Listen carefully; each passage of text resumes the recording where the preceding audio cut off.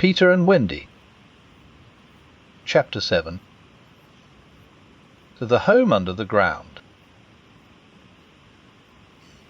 One of the first things Peter did next day was to measure Wendy and John and Michael for hollow trees. Hook, you remember, had sneered at the boys for thinking they needed a tree apiece, but this was ignorance, for unless your tree fitted you, it was difficult to go up and down, and no two of the boys were quite the same size. Once you fitted, you drew in your breath at the top, and down you went at exactly the right speed, while to ascend you drew in and let out alternately, and so wriggled up. Of course, when you have mastered the action, you are able to do these things without thinking of them, and then nothing can be more graceful. But you simply must fit, and Peter measures you for your tree as carefully as for a suit of clothes, the only difference being that the clothes are made to fit you, while you have to be made to fit the tree. Usually it is done quite easily, as by your wearing too many garments or too few, but if you are bumpy in awkward places, or the only available tree is an odd shape, Peter does some things to you, and after that you fit. Once you fit, great care must be taken to go on fitting, and this, as Wendy was to discover to her delight, it keeps a whole family in perfect condition. Wendy and Michael fitted their trees at the first try, but John had to be altered a little.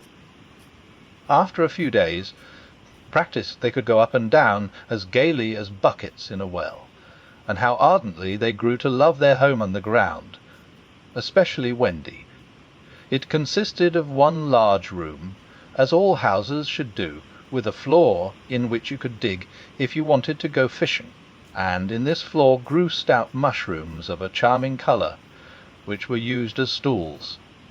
A never tree tried hard to grow in the centre of the room, but every morning they sawed the trunk through, level with the floor. By tea-time it was always about 2 feet high, and then they put a door on top of it, the whole thus becoming a table.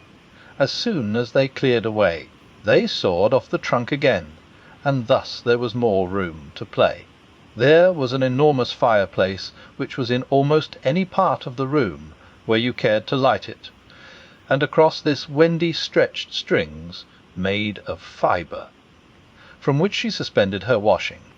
The bed was tilted against the wall by day, and let down at 6:30, when it filled nearly half the room, and all the boys except Michael slept in it, the lying like sardines in a tin. There was a strict rule against turning round until one gave the signal, when all turned at once. Michael should have used it also, but Wendy would have a baby, and he was the littlest, and you know what women are. And the short and the long of it is that he was hung up in a basket. It was rough and simple, and not unlike what baby bears would have made of an underground house in the same circumstances. But there was one recess in the wall, no larger than a bird-cage, which was the private apartment of Tinker Bell. It could be shut off from the rest of the home by a tiny curtain, which Tink, who was most fastidious, always kept drawn when dressing or undressing.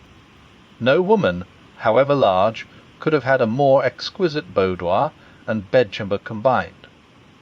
The couch, as she always called it, was a genuine Queen Mab, with club legs, and she varied the bedspreads according to what fruit blossom was in season. Her mirror was a Puss in Boots, of which there are now only 3, unchipped, known to the fairy dealers. The washstand was pea-crust and reversible, the chest of drawers an authentic Charming the Sixth, and the carpet and rugs of the best, so the early period of Marjorie and Robin. There was a chandelier from Tiddlywinks for the look of the thing, but of course she lit the residence herself. Tink was very contemptuous of the rest of the house, as indeed was perhaps inevitable, and her chamber, though beautiful, looked rather conceited, having the appearance of a nose permanently turned up. I suppose it was all especially entrancing to Wendy, because those rampageous boys of hers gave her so much to do. Really there were whole weeks when, except perhaps with a stocking in the evening, she was never above ground. The cooking, I can tell you, kept her nose to the pot. Their chief food was roasted breadfruit, yams, coconuts, baked pig mammiepples, tappa-rolls and bananas, washed down with calabashes of poipo. But you never exactly knew whether would be a real meal or just a make-believe. It all depended upon Peter's whim. He could eat, really eat, if it was part of a game, but he could not stodge just to feel stodgy, which is what most children like better than anything else, the next best thing being to talk about it. Make-believe was so real to him that during a meal of it you could see him getting rounder. Of course it was trying, but you simply had to follow his lead, and if you could prove to him that you were getting loose for your tree, he let you stodge. Wendy's favourite time for sewing and darning was after they had all gone to bed. Then, as she expressed it, she had a breathing time for herself, and she occupied it in making new things for them, and putting double pieces on the knees, for they were almost frightfully hard on their knees. When she sat down to a basketful of their stockings, every heel with a hole in it, she would fling up her arms and exclaim, "Oh dear, I am sure I sometimes think spinsters are to be envied." Her face beamed when she exclaimed this. You remember about her pet waif? Well, it very soon discovered that she had come to the island, and it found her out, and they just ran into each other's arms. After that it followed her about everywhere. As time wore on did she think much about the beloved parents she had left behind her. This is a difficult question, because it is quite impossible to say how time does wear on in the Neverland, where it is calculated by moons and suns, and there are ever so many more of them than on the mainland. But I am afraid that Wendy did not really worry about her father and mother. She was absolutely confident that they would always keep the window open for her to fly back by, and this gave her complete ease of mind.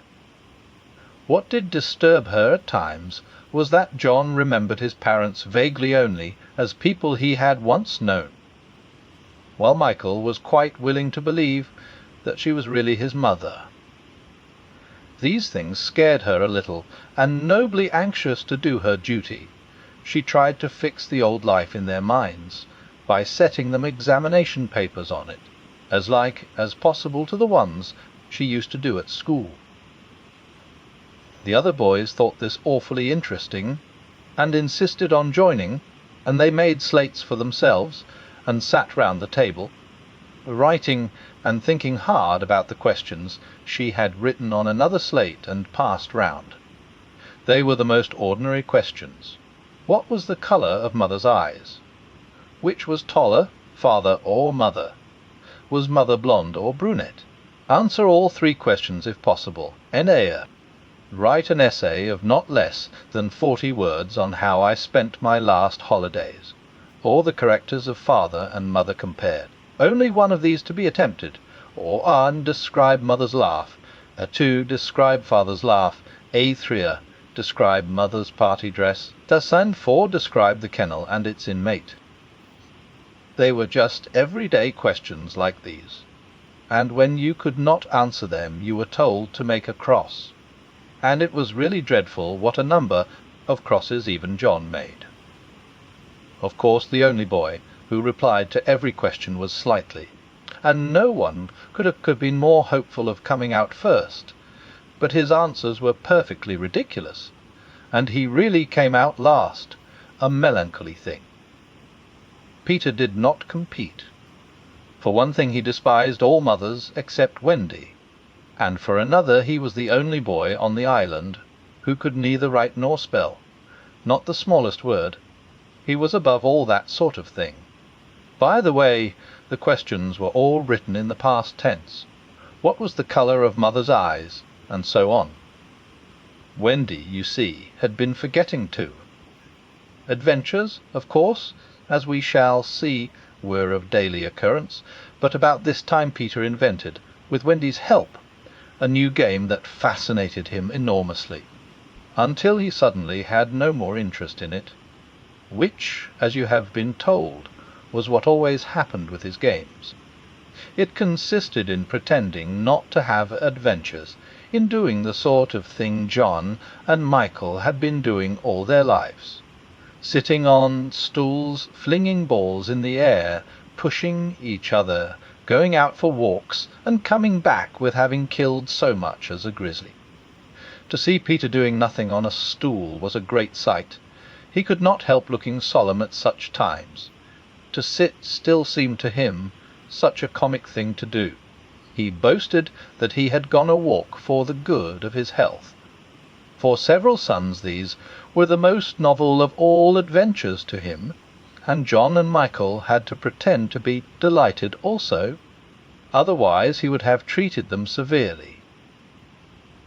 He often went out alone, and when he came back you were never absolutely certain whether he had had an adventure or not. He might have forgotten it so completely that he said nothing about it, and then when you went out you found the body. And, on the other hand, he might say a great deal about it, and yet you could not find the body. Sometimes he came home with his head bandaged, and then Wendy cooed over him and bathed it in lukewarm water, while he told a dazzling tale. But she was never quite sure, you know.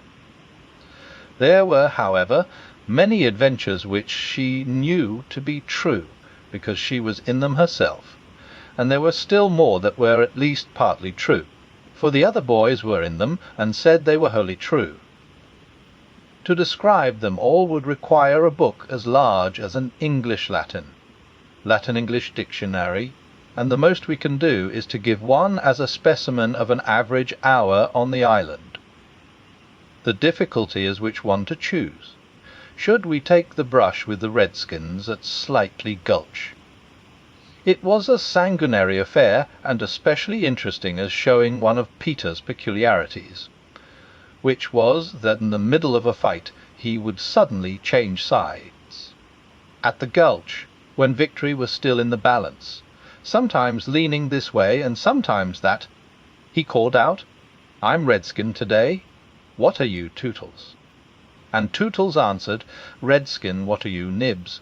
And Nibs said, "Redskin, what are you, Twin?" And so on, and they were all Redskin. And of course this would have ended the fight had not the real Redskins, fascinated by Peter's methods, agreed to be lost boys for that once, and so at it they all went again, more fiercely than ever. The extraordinary upshot of this adventure was, but we have not decided yet that this is the adventure we are to narrate. Perhaps a better one would be the night attack by the Redskins on the house, under the ground, when several of them stuck in the hollow trees and had to be pulled out like corks. Or we might tell how Peter saved Tiger Lily's life in the Mermaid's lagoon, and so made her his ally. Or we could tell of that cake the pirates cooked, so that the boys might eat it and perish, and how they placed it in one cunning spot after another, but always Wendy snatched it from the hands of her children, so that in time it lost its succulence, and became as hard as a stone, and was used as a missile, and Hook fell over it in the dark. Or suppose we tell of the birds that were Peter's friends, particularly of the never bird that built in a tree overhanging the lagoon, and how the nest fell into the water, and still the bird sat on her eggs, and Peter gave orders that she was not to be disturbed. That is a pretty story, and the end shows how grateful a bird can be, but if we tell it we must also tell the whole adventure of the lagoon, which would of course be telling two adventures rather than just one. A shorter adventure, and quite as exciting, was Tinker Bell's attempt, with the help of some street fairies, to have the sleeping Wendy conveyed on a great floating leaf to the mainland. Fortunately the leaf gave way, and Wendy woke, thinking it was bath time, and swam back. Or again, we might choose Peter's defiance of the lions, when he drew a circle round him on the ground with an arrow, and defied them to cross it. And though he waited for hours, with the other boys and Wendy looking on breathlessly from trees, not one of them dared to accept his challenge. Which of these adventures shall we choose? The best way will be to toss for it. I have tossed, and the lagoon has won. This almost makes one wish that the gulch or the cake or Tink's leaf had won. Of course I could do it again, and make it best out of 3. However, perhaps fairest to stick to the lagoon,